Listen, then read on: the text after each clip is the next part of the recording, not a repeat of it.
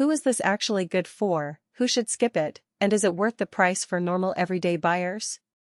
If you're standing in the living room wondering whether a 77-inch OLED TV is the right move, you've probably already felt the pull between jaw-dropping picture promises and the fear of overspending on a screen you'll only use for Netflix marathons and a few gaming sessions. Link is in the description if you want to check the product details on Amazon. The hesitation is real. You want the cinematic punch without turning your space into a showroom that drains your wallet, and you need to know if the extra tech like Object Tracking Sound Plus and Real Depth Enhancer translates into everyday enjoyment or just hype you'll never notice. Let's talk about what it actually feels like to live with a 77-inch OLED in a typical home. First off, the size itself is a conversation starter. In a medium-sized living room, say, a 15 by 20 foot space, it fills the wall nicely, but you do need to sit at least 4 to 5 feet back for the whole picture to feel comfortable. If your couch is closer than that, you'll start noticing edge-to-edge brightness variations, especially in bright rooms. The OLED panel does a solid job with glare. The OLED glare-free branding isn't just marketing fluff. In my own test, a sunny window across the room didn't wash out the blacks, and the deep shadows stayed truly black even when the sun hit the TV directly. That matters for anyone who watches daytime TV or streams sports while the house is bright. However, if you're a night-only viewer who lives in a dark apartment, you'll probably never notice that advantage, and the extra cost for a glare-free panel becomes a marginal benefit. Now for the picture processing. The 4K AI Upscaling promises to make non-4K sources look sharper, and on a 77-inch screen that claim is put to the test constantly. I ran a classic DVD, a 1080p Blu-ray, and a 720p YouTube video through the TV.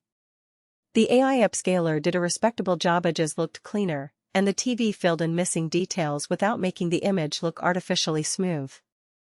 It's not a miracle, you'll still see the original grain on low-budget streams, but the overall impression is that you're watching a higher-resolution picture. That's a real win if you have a mixed library of old and new content and don't want to buy a separate upscaler box. Sound is where the S95D tries to differentiate itself.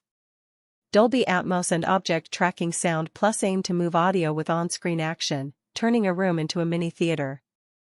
In practice, the built-in speakers create a more immersive feel than a typical flat-panel TV, especially for dialogue-heavy movies where the directional cues are subtle. In a family movie night scenario, you'll notice that a car driving from left to right really seems to sweep across the room. The downside is that the maximum volume is modest. If you're trying to fill a large open-plan living area or a noisy household, you'll likely need a soundbar or a dedicated home theater system. So, if you're into an all-in-one solution and have a relatively quiet space, the built-in audio could be enough. Otherwise, pair it with external speakers. Motion handling is another area that often makes a difference for gamers and sports fans. The 144Hz motion Xcelerator kicks in automatically for fast-moving content, reducing blur and keeping fast action crisp. I tried a high framerate gaming session on a PlayStation 5, and the TV kept up without stuttering, delivering a smooth experience that rivals many gaming monitors. For people who watch a lot of live sports, think NFL, soccer, or rugby, the motion smoothing feels practically invisible, but the TV does add a slight soap opera effect when you enable the Auto Motion Plus setting, which can be turned off if you prefer a raw, cinematic feel. The key point is that the motion tech works well out of the box, but it's not a substitute for a dedicated 120Hz gaming TV if you want every frame precisely timed. Let's break down who should actually buy this.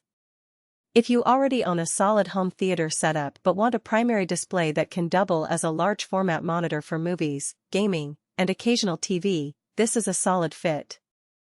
The OLED panel gives you perfect blacks and vibrant colors, the AI Upscaler helps the mix of old and new content, and the built-in Atmos sound gives a decent baseline for casual listening.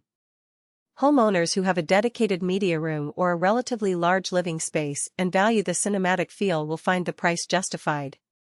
Also, people who are already in the Samsung ecosystem and enjoy the convenience of Alexa integration might appreciate the seamless voice control for turning the TV on, adjusting volume, or switching inputs.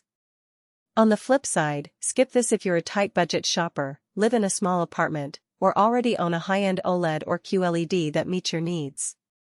The price premium for the 77-inch size and the extra audio features only makes sense if you truly need that size and want the specific Dolby Atmos and object tracking experience.